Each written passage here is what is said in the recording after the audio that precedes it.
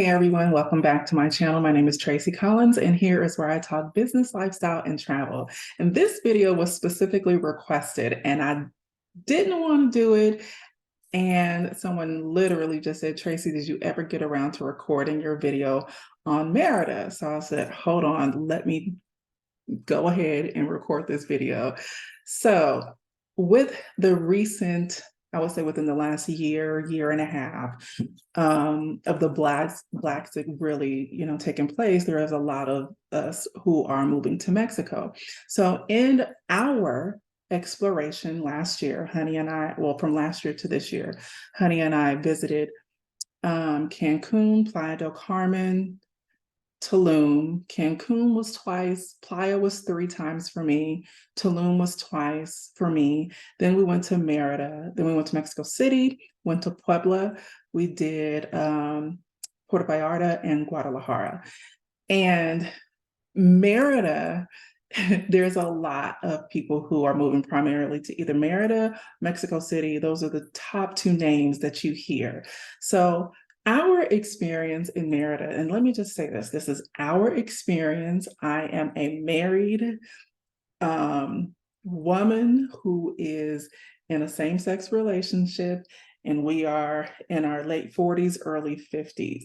I have 3 grown children, and I'm prefacing all of this for a reason. I was a young mom, and I'm a young mom with older children. So what I want to do and what I need and what we need, it's not that what Merida offers. Okay, now let me give the pros about Merida first. So Merida is,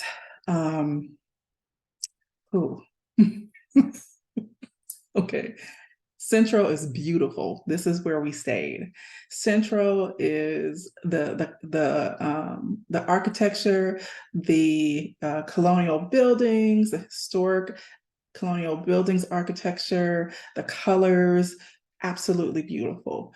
The people were nice. The people were nice. We did get our residency done last year, almost a year ago, in Merida. We did with Merida Moves, Barbara Blanco. I highly recommend her. She was excellent. She was fantastic. Barbara knows her shit. She will go to bat for you. Barbara is a thug. Let me just say it like that. So shout out to Barbara.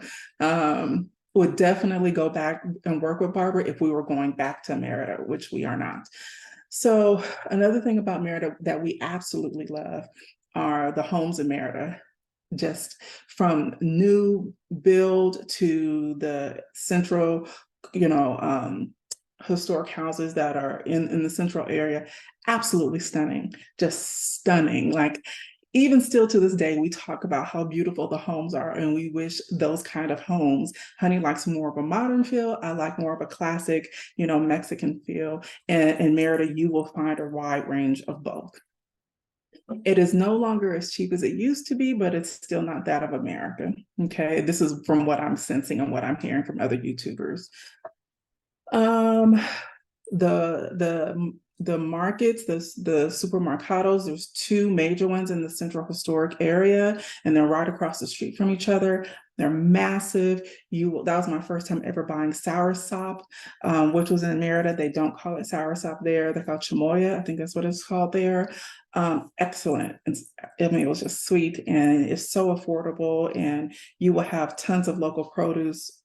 It's walkable down there, all of the things. I'm just going to jump right to it.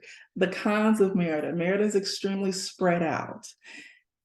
To us, again, for us, Merida is very much spread out. To get from one side of the city to the other, it's about 40 minutes with no traffic, or depending upon traffic, but usually it's about 30-40 minutes. And then if you want to go up to the beach to Progreso, which we did, it is about 45 minutes to an hour, again, depending upon traffic. Of course, the heat, I think everybody hears that. The time of year that we went, it actually was chilly to me. I had to wear a hoodie one time. So we didn't experience the excessive heat that everybody talks about, but we were able to enjoy the humidity. I love tropical weather. I love thunderstorms. I love all that Merida was given for weather wise at that time of year. For honey, it was the climate was too hot. In the homes, because Merida is so moist and wet, and it is in the hurricane region of Mexico, the moisture is a huge problem, and you will see the moisture on the side of the buildings in and outside of houses. Not that that was a deterrent for us, but the weather for honey was a big deal. Merida's streets, there's a ton of potholes. Merida streets, especially the closer you get to the central area, are very, very narrow. But the biggest reason why we did not select Merida as being our spot was because we was bored as hell. Was bored.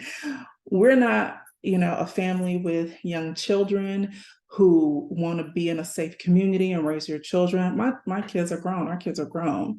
We're not retirees. We're retirees who are like in their 60s or 70s, and like that's a big community out there too. So like we are Gen X's who we still got a whole bunch of life in us.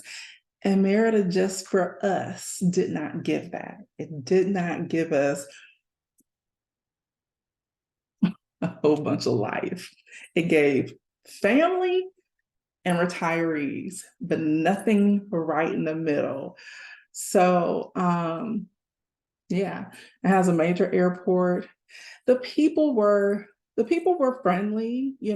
I think we've experienced more welcoming Mexican people in like in other parts of the country, but Merida was fine. Like it wasn't nothing like, oh, I don't feel like I shouldn't be here. No, nothing like that. The food. I'm a big foodie. I'm a big Mexican food girl. Merida's cuisine is centered around the Mayan cuisine. That is the region. So it's very is it Zacatec? My brain isn't working right now, but it is that of the Mayan. It's very, very traditional cuisine. So I couldn't find just a regular old taco. Like I wanted a regular Mexican taco. Maybe I wasn't in the right spots, but I was like, and every time we tried to get somewhere, granted, we had a car rental when we were there, it wasn't, it took us a long time to get places. Like we really wanted walkability, and it just didn't give that for us at all, actually. I'm sure there's neighborhoods that are walkable, but we want cafes and restaurants and supermercados like that are in your neighborhood or walkable areas. And it just did not give that for us. But the main reasons were the lack of people our age and the lack of walkability and the lack of traditional Mexican cuisine that I'm looking for, not the traditional Mayan cuisine, because it's very traditional in that realm. But the restaurants, service is impeccable. I think you'll get that throughout Mexico. And even our Airbnb was a traditional Mexican home, which is the reason why I selected it. The Airbnb host, he was amazing. He was amazing. Oh, also, we didn't have hot water in Merida. Even though the Airbnb was amazing, we didn't get hot water until, yeah. So we had no hot water. It was just, you just deal with it because of the climate. Even though the Airbnb host was like, this isn't normal, but the water heater was, relatively small.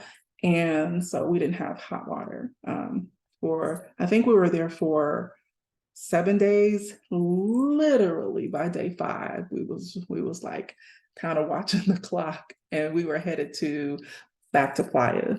So I couldn't wait to get back to Playa, but we were there for 7 days. And by day 5, I was like, yeah, I'm bored. So I know there's a ton of people who love Merida, and that is great for them. For us, it's not that we didn't like it. It's just that, no, it's not that we didn't love it. It just wasn't for us. But you may find that it will be right for you. So that was our experience. Another thing too, I ain't trying to do laundry I need a lavanderia in the neighborhood. I need a supermercado in the neighborhood. I need cafe in the neighborhood. I need a shajari that is relatively close, walkable, or a city market, or a Soriana, La Comer. There was none of that.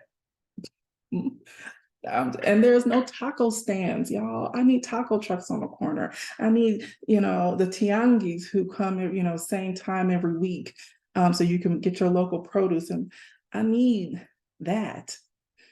It wasn't given that at all. Yeah. So that's my take on Merida.